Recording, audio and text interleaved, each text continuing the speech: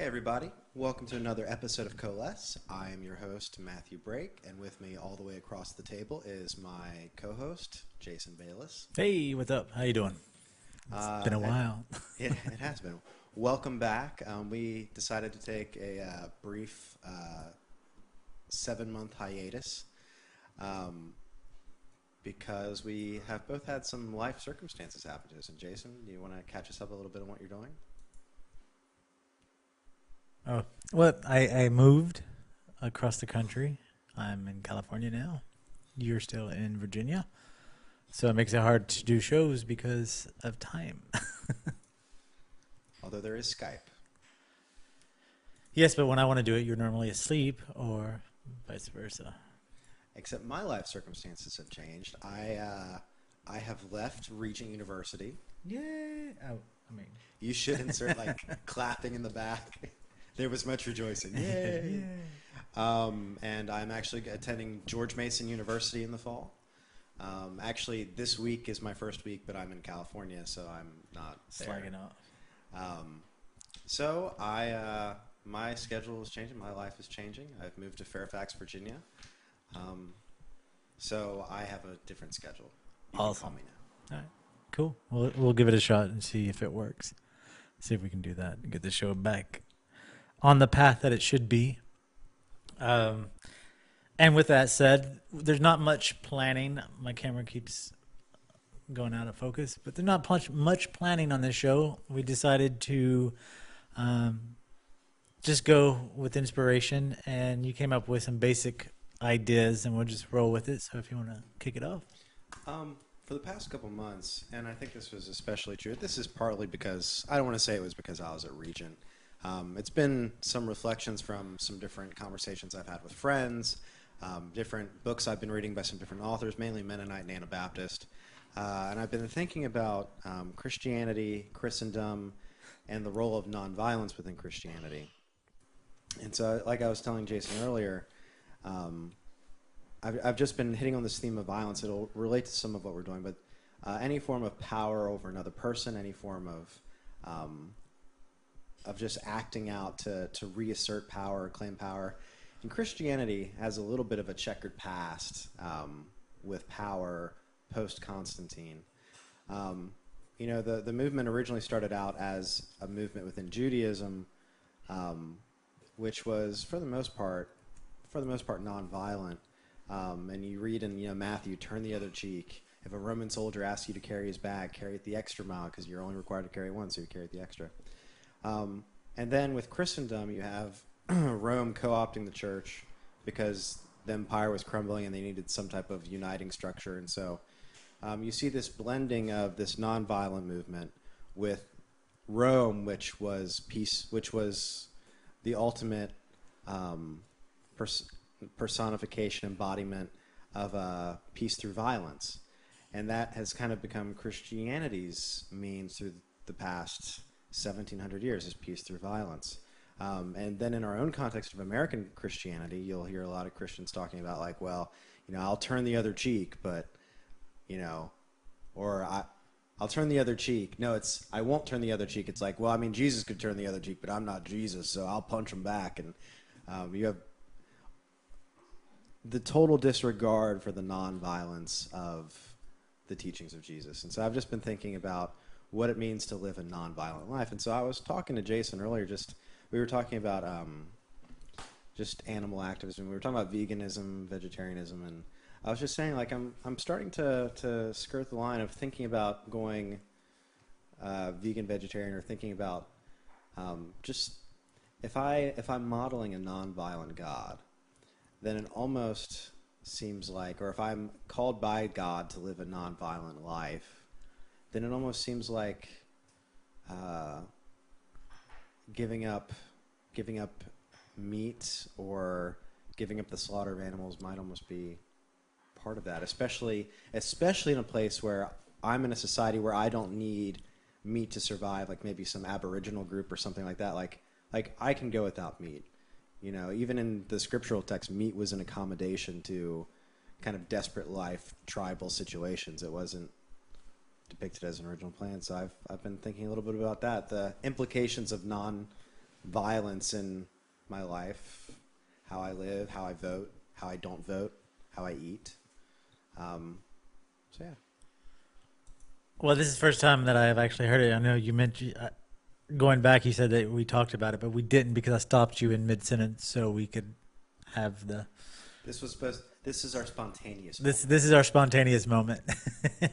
um, so I think it's great that you're actually thinking about that because I believe that should be part of everybody's question of their life, whether you're Christian or not. I mean, we all have some kind of foundation in our life to believe that um, everyone should live their life free from pain and suffering, or at least minimized pain and suffering, and everyone should include everyone. So, what has been holding you back, or have you stepped forward to doing that? I haven't stepped forward yet. I think part of it is just anytime you make a lifestyle choice and you say like this is what I'm going to do and I'm going to principally live by this, and this is something I'm just starting to think about. Like I've kind of moved, like I've already kind of gone the realm of no voting and my way of politics. Like I grew up and I was in 2000, I wanted George W. Bush to win because it was the Christian candidate who was going to take back the nation for God, because America, you know what I mean? And it's like, and whatever someone could say about the man himself or his intentions, his motivation, other people's motivations, I think for me, like, I've just been so turned off by Christianity's attempt to, as a Christian, I think, if my goal is to present a way of life and present the way of Jesus as something where it's like, hey, follow him. No one's following him if all we're doing is taking over the culture so we have some nominal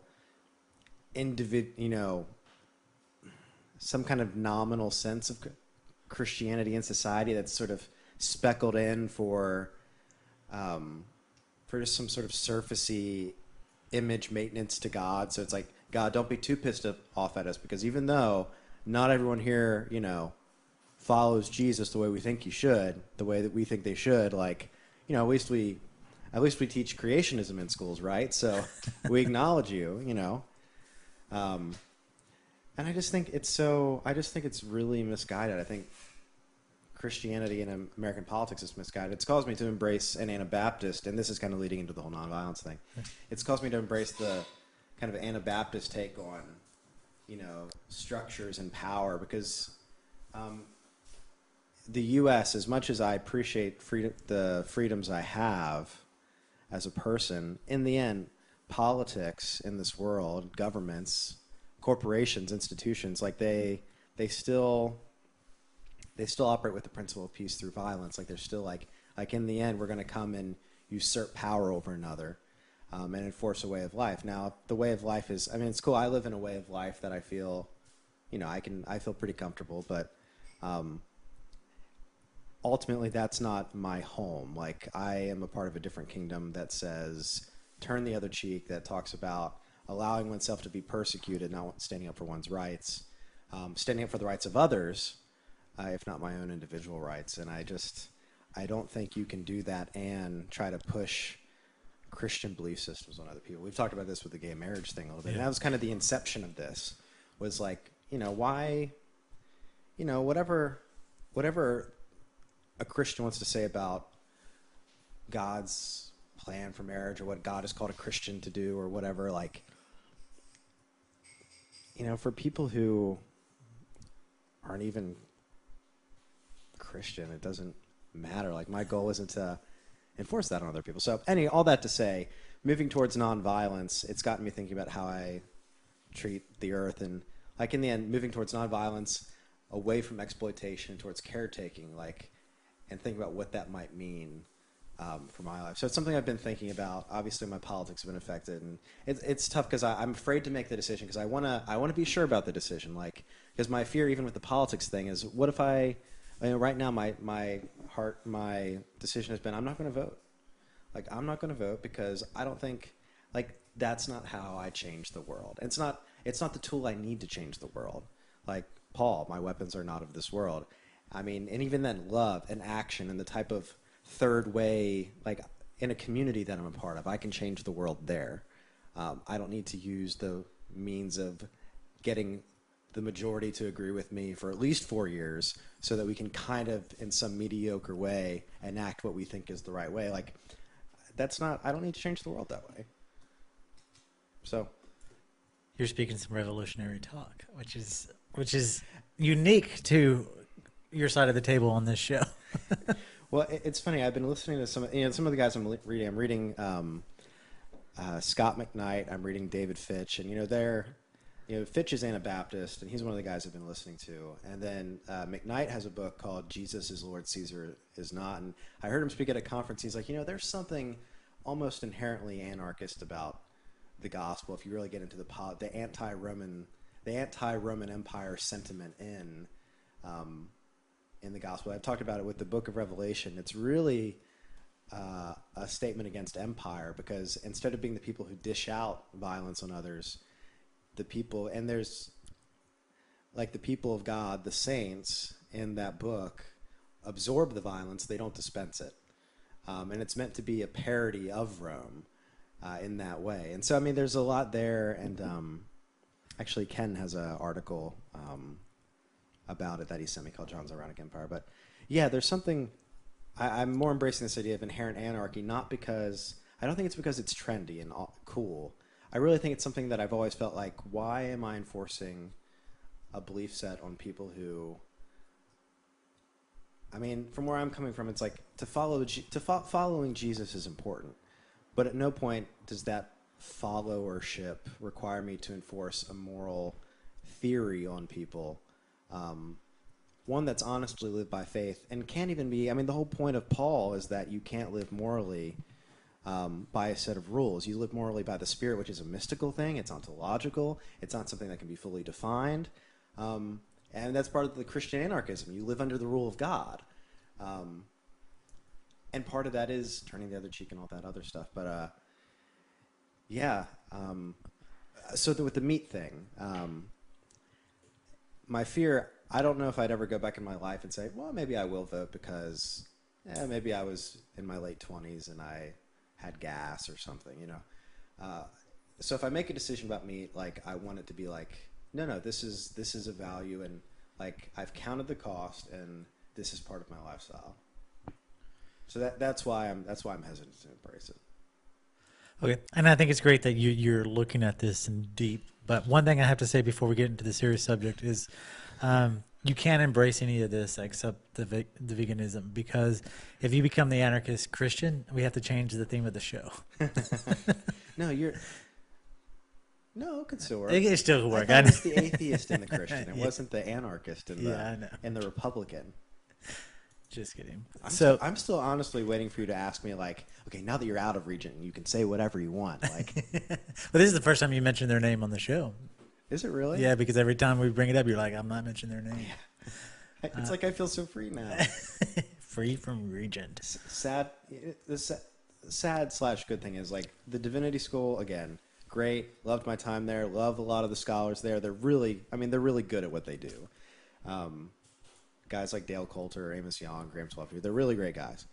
And the friends I made there are great people. And at the time, the school was in a place where it wasn't taking the swing to the right it's making now, which is what made, working there increasingly frustrating over the past 2 years. But anyway, we'll actually mention something about Regent here in the topic. But let me ask you a question real quick, and then we'll move on to the what's somewhat related to this. I totally am on board with you with trying to understand where you fall politically before taking a stand as your faith follows your path, or you follow the path of faith. Got it. Got backwards. About when it comes to voting and when it comes to politics and when it comes to supporting the capitalist system and the mechanisms that support that system. Because it is so nuanced. There's just so many different, elements to it. But when it comes to, and I'm not saying you're going down the wrong path with soul searching on this.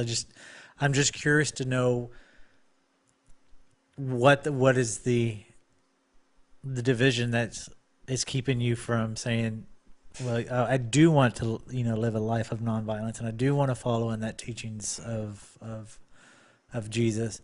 Um, when you look at the fundamentals, when you look at any aspect of animal agriculture, raising animals for food, um,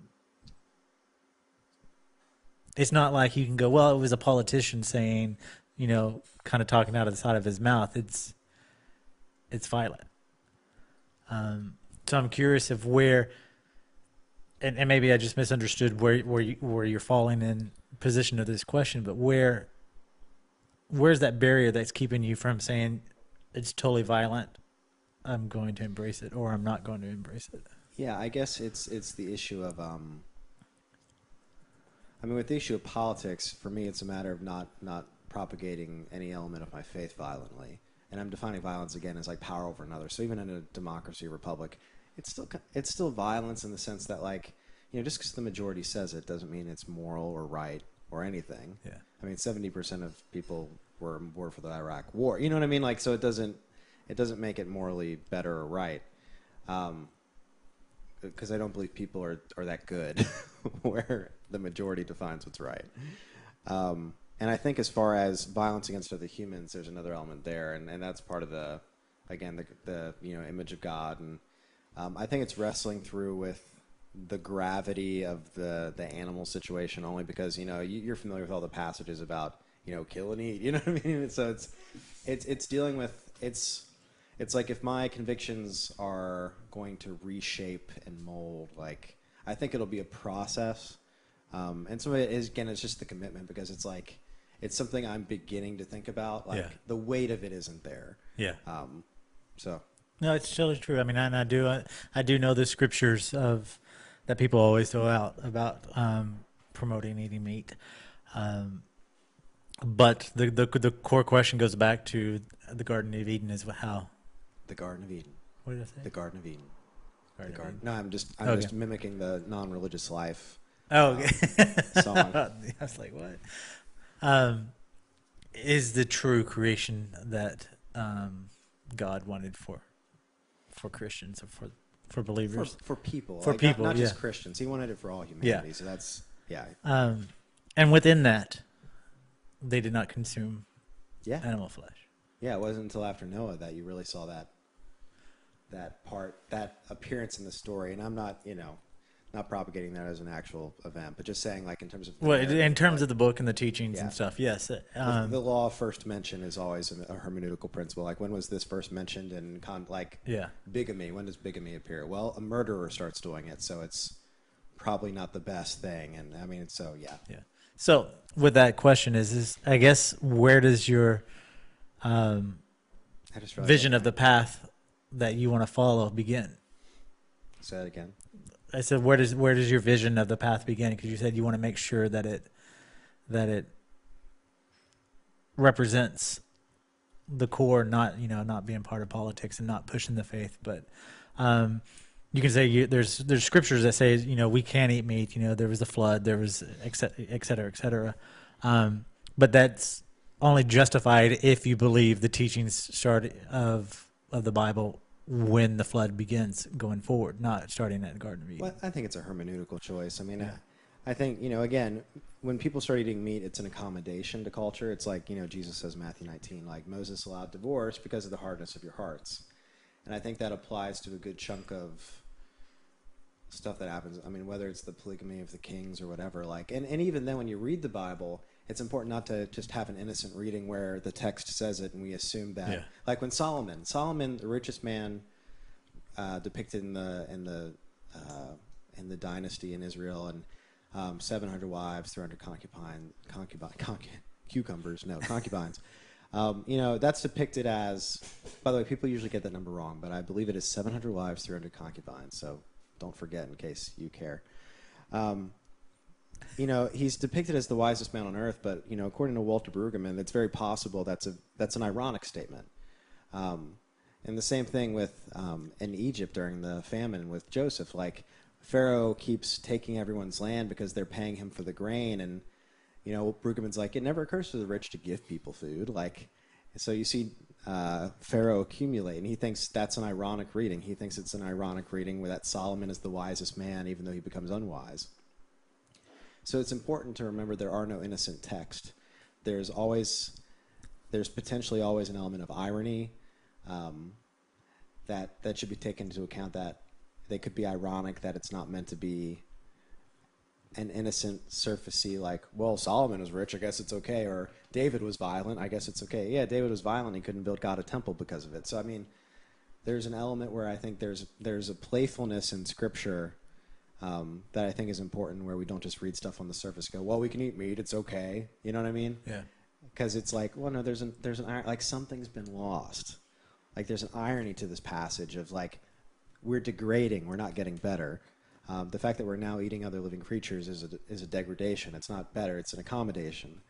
And that's part of my hermeneutical take on a lot of that. Yeah. Polygamy is another one. You know, in the garden you have two people who, you know, one isn't usurping power over another, and they're working together. And then, you know, the issue of power is, in a polygamy, is a move away from whatever the ideal is supposed to be, where there's more of a co-equality, and now women are treated like chattel. So, yeah, I know that was a long answer to the question. No, that's good. I mean, because even in Romans, I was trying to look it up. Not to go on, we'll change the subject after this. But even in Romans, this says even if you come upon a person whose faith is weak and of eating meat, don't cast them aside. Don't. Yeah. And that's cause to stumble, like not like cause to stumble. Yeah, it's like someone whose faith is like their faith is on the line, or even if they're offended, like Paul's all about like I don't have to live according to the Jewish rules of purity, but to the Jews, I'll take a vow, I'll shave my head, whatever. I mean, because it's not about usurping your rights, it's about laying down your life and living a selfless, self-emptying love that empties yourself and where you're not fighting for your rights. And unfortunately, we don't talk about not defending your rights in, especially the churches, some of the churches you and I have been to, or been raised in, been influenced by, or have seen or know people who are a part of. It's like, it's all about, I mean, again, it goes back to it says, turn the other cheek. Someone hits me, I'm not Jesus, I won't turn the other cheek. Yeah. I'll punch him back. And there's, all these books, these machoistic American ideas that Jesus wasn't a sissy. It's just like, it's, or when it comes to the issue of rights and property, it's like, well, that's my property. It's like, yeah, but it's not harming anything, is it? Like, yeah. Well, I mean, I think that's all of this is a good segue into what we really want to talk about on the show. Do you want to take us into that?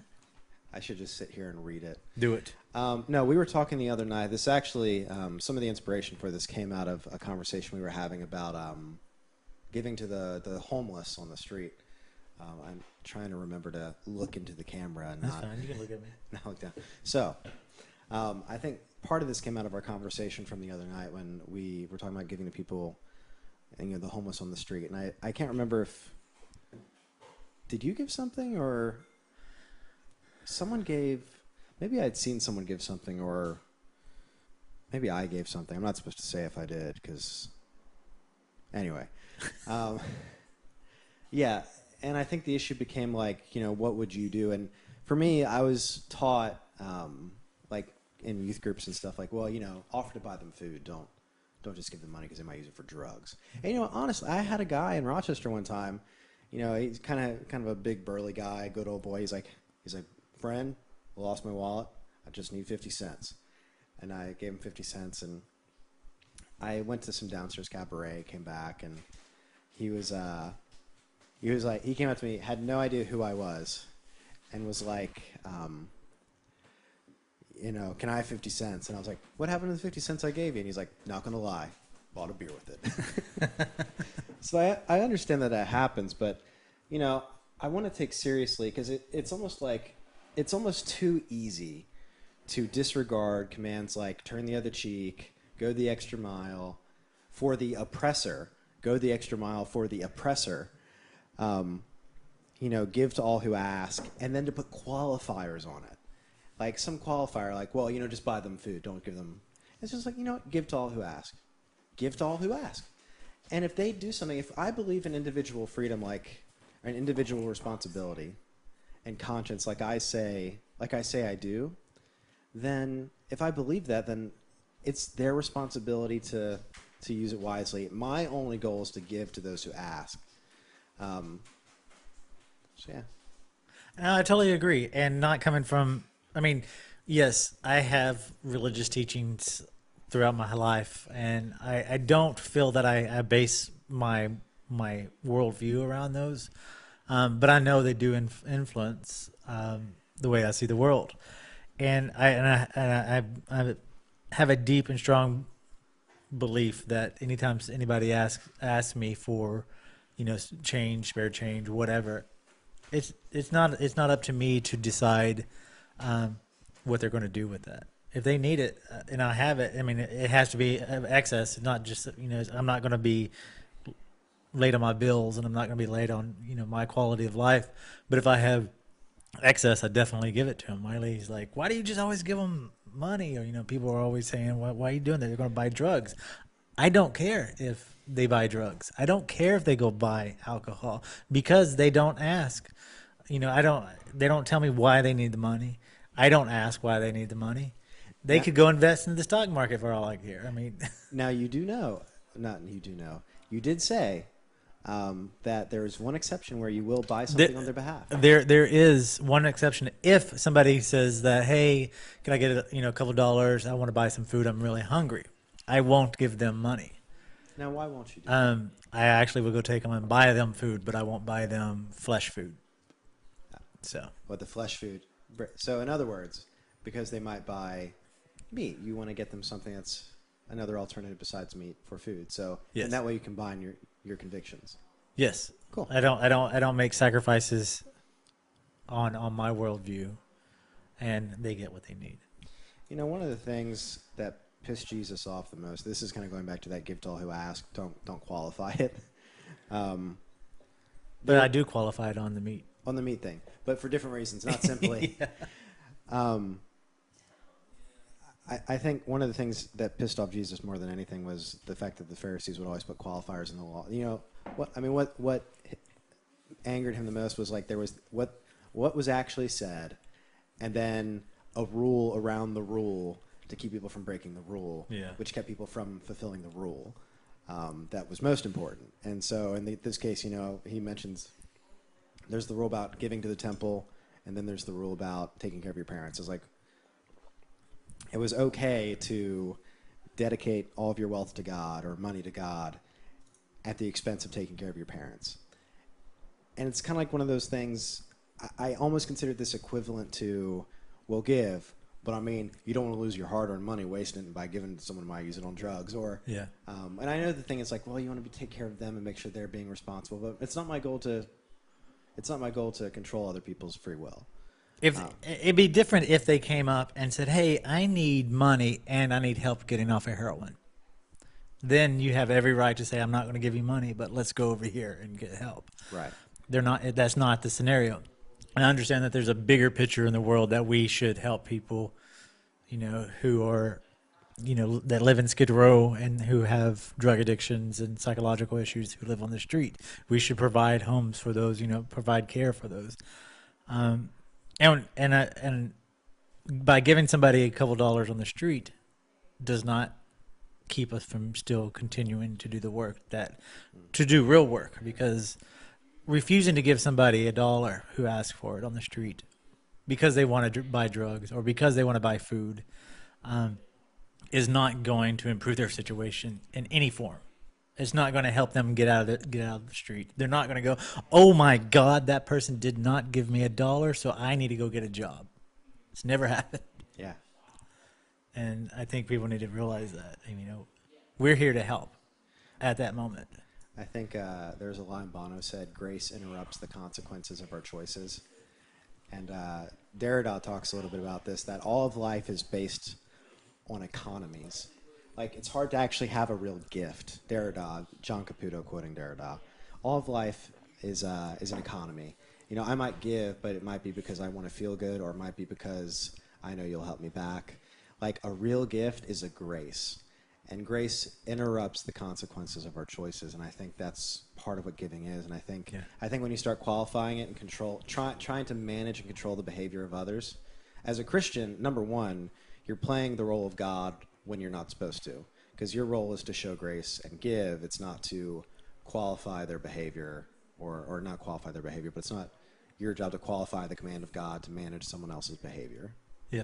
And I just want to point out something for our listeners. I mean, it's quite obvious, but I want it to be said that just because you're a Christian doesn't mean you have to give charity out to help somebody. And just because you're an atheist or whatever you define yourself does not give you, it doesn't matter who you are, I guess what I'm saying, what you believe in. The fact of the matter, the individuals that you come in encounter with who are what you would consider in a less valuable position than you, they need your help. And who cares if you believe in God? Who cares if you don't believe in God? We're not. That's not the conversation when you're eye to eye with those people. Right. And again, to point out something that this is your first time listening and you've stuck with us this far. I'm surprised. Our whole premise of the show is, and you heard us joke about it earlier, Jason the atheist, me the Christian, and talking about how we can work for the common good together. So when I talk about my own faith and my own life, I'm saying, for me, this is a lens through which I see it, but here are the actions I want to do, and here's something we can come around the table on.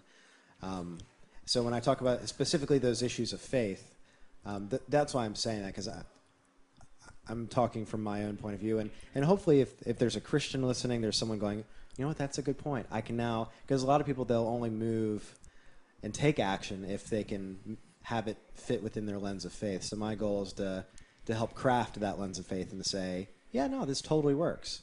Now you might actually see clearer. But we're not always on the same page. We have argument shows. We have. And they're good. Yeah. Whatever I was going to say, forget it. Moving on. I don't know. What was that? Anyway, let's continue your thought. What you were talking about is about our conversation we were having that gave us the idea for this show. Right. I want to preface this with a story. I took a biblical and chronic law class, and it was with the Regent professor, but we rented out the Taylorian in Oxford. So it was an Oxford trip, but it wasn't really Oxford. But anyway, we're in this class, and this is a guy. I actually had this book. I should have given it to you. I brought another book for Ken. I should have given you the one on the law of Moses and of Christ, because the guy's trying to apply certain Old Testament laws to modern law. So he goes so far to say that someone should pay for a girl's virginity if he sleeps with her and has premarital sex. It becomes a whole thing. A strong attempt to impose pre-modern, ancient Near Eastern principles onto modern culture, which just doesn't, in that case, doesn't work, but in a number of other cases. But anyway, we were talking about just the place of law, and we were talking about politics. This was when, gas prices have been high for a while, but we ended up talking about gas prices, and I was talking about, this is a very free market capitalist type of guy, and I was saying, with gas prices, you end up hurting charities and all these other stuff. And if you're already making a profit, I understand you're reinvesting it, but this isn't I understand where you're coming from with the free market, but it just seems like people are going to starve because these gas prices are up, and they're not up because the price needs to be up. They're up because you just know you can make a profit. You want to see how kind of high you can. It almost seems uncompassionate. It's well, that's how the free market works. It's their private. I was yeah, but this is also the lubricant that causes society to move and get stuff to where it needs to go to people who need it. This is how people make their livelihood. Jumping from $1 in gas to $4 a gallon for gas is going to knock a few people into poverty along the way. I was is there any way we could regulate it? And the dude shut me down. He's I don't like price controls. Or I don't think price controls are a good idea, or something like that. And I was like, let me stop you right there. And he kind of went on, and I came back. I was let's be clear. I'm not talking about price controls. I'm talking about the fact that in terms of people's motivation, and this will get to what you were saying, there's that, and I'm talking to a biblical law guy, so I'm who's familiar with the Old Testament, and we're talking about biblical law. and comparing it to chronic law. But anyway, we're talking about biblical law, and I'm like, what about that passage where it says, if you're harvesting wheat and some of it falls on the ground, don't try to get every last little bit you can get because it's your stuff and you're what. Like, leave it for the poor. Like, give people a little room here. Like, don't just get what you can because it's yours. Like, don't take it. Don't have an almond tree and try to. You have all the almonds, but you want to shake every last one out because it's yours and you can get a profit. And it's not always about getting a profit. And even though it's your, like, okay, fine, you don't have to be generous if you don't want to, but you can't tell me, especially for the people who are Christians advocating for free market and enterprise, like, you can't tell me that God doesn't get a little bit pissed by greed. Like, you can't, and don't deflect it by saying, well, people like Bono focus on greed because they don't want to focus on sexual sin. You know what? That's bull, and it's a false dichotomy. Like, don't tell me God doesn't get pissed by greed. So anyway, and that was the thing you brought up. That was a passage you were familiar with, where the wheat, don't get every little bit that you can. Like, leave. I mean, and it goes back to our conversation. It's something, like I said earlier in the show. I don't base my life around biblical teachings, but it has influenced my life just because you grow up around it. The philosophies carry on. But what we talked about in previous shows when we were talking about Josiah Warden, when coming up with an economy that is based on what the product's worth and not what you can get for it. And that's capitalism. That's where the story that you told is where capitalism fails. I mean, I'm not a fan of capitalism because all it's there for is to generate that greed. With that said, I do believe that there are different models that we can incorporate to still get monetary value for things, but not based on what I can get from you. It's like the story that what we talked about in the previous show when it was like, what is the price of water to someone who's dying of thirst? Now, quick thought. Yeah. Someone might say, well, that's people, okay, pick up some of the stuff that's on the ground. Isn't that trickle-down economics?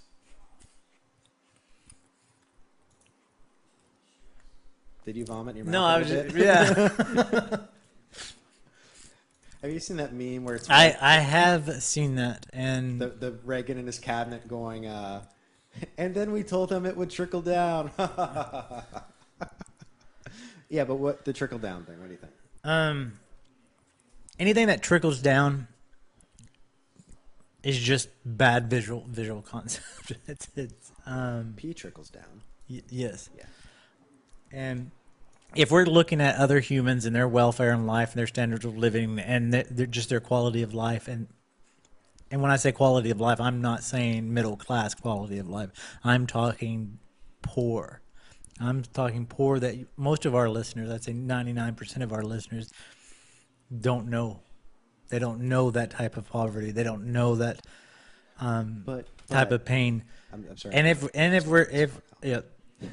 if we are saying that all we can give them is what trickles, there's something fundamentally wrong with our But that's methods. what charity is for. That's what the church is for. Which it's actually been. Did you see the study? It's like that was done where it's like, yeah, even if all the churches took up all the welfare programs, like the funds just aren't there, the infrastructure's not there, like just wouldn't work.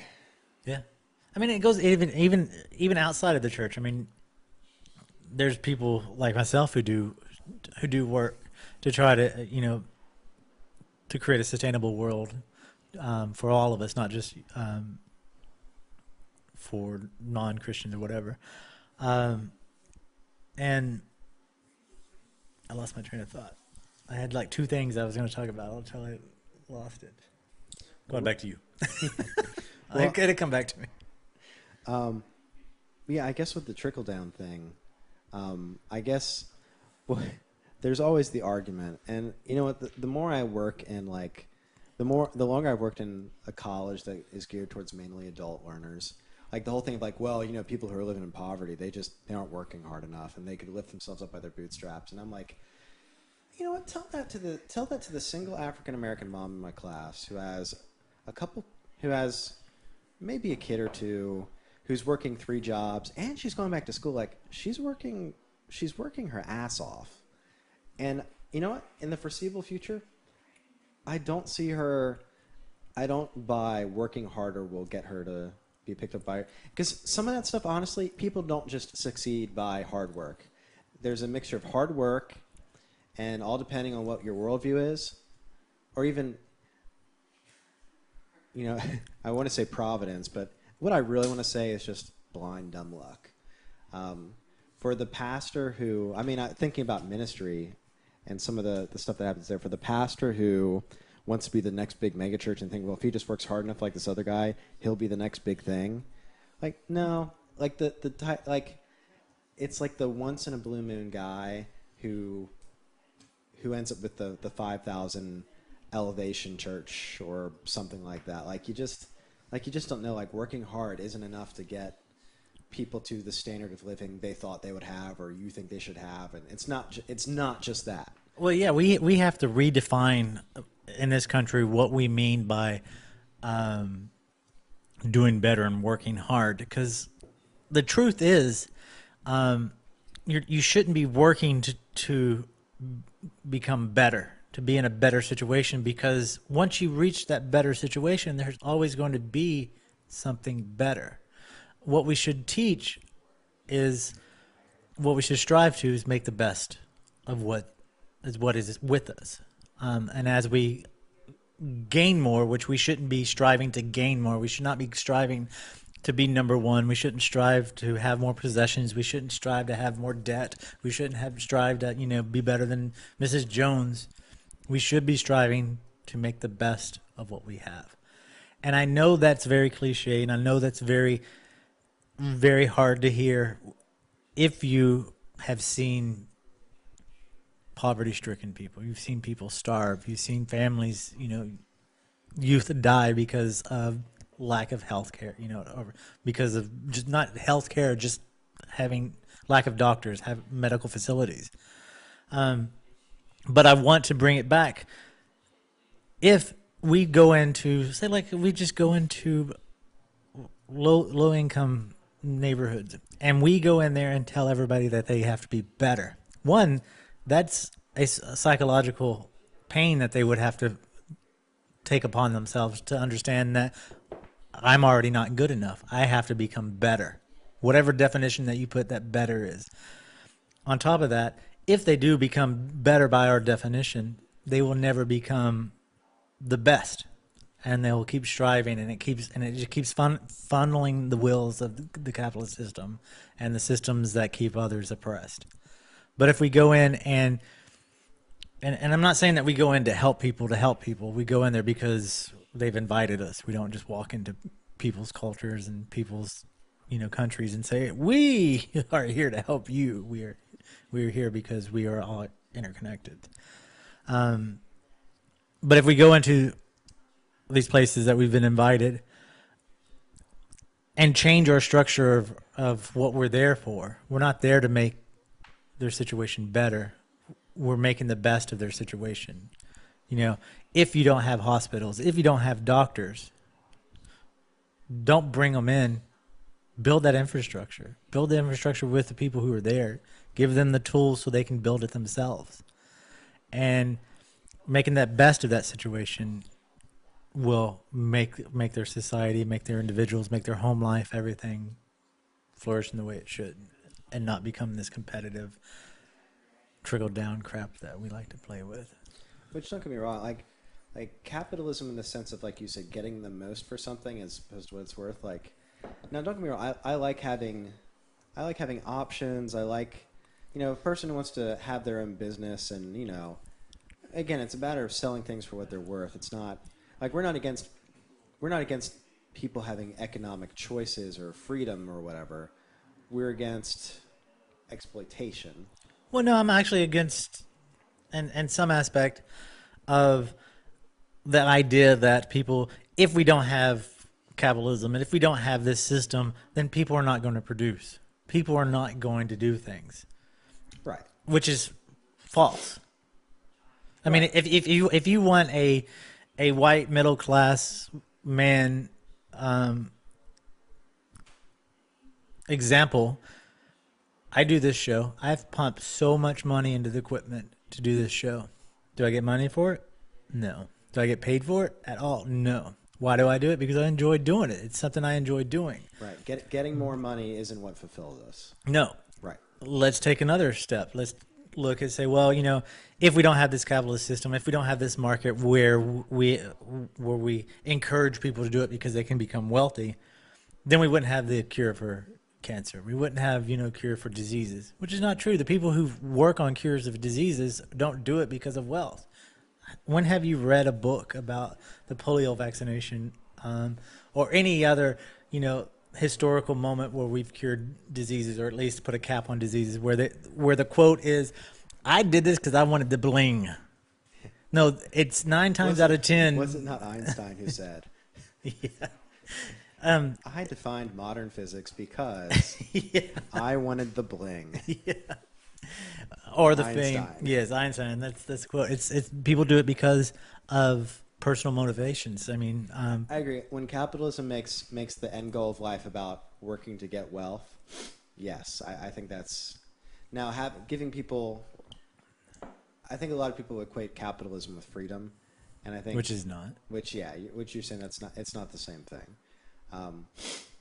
People should have the right, if it fulfills them, to sell products they make, then fine. I mean, the argument's not about selling things, the act of the transaction.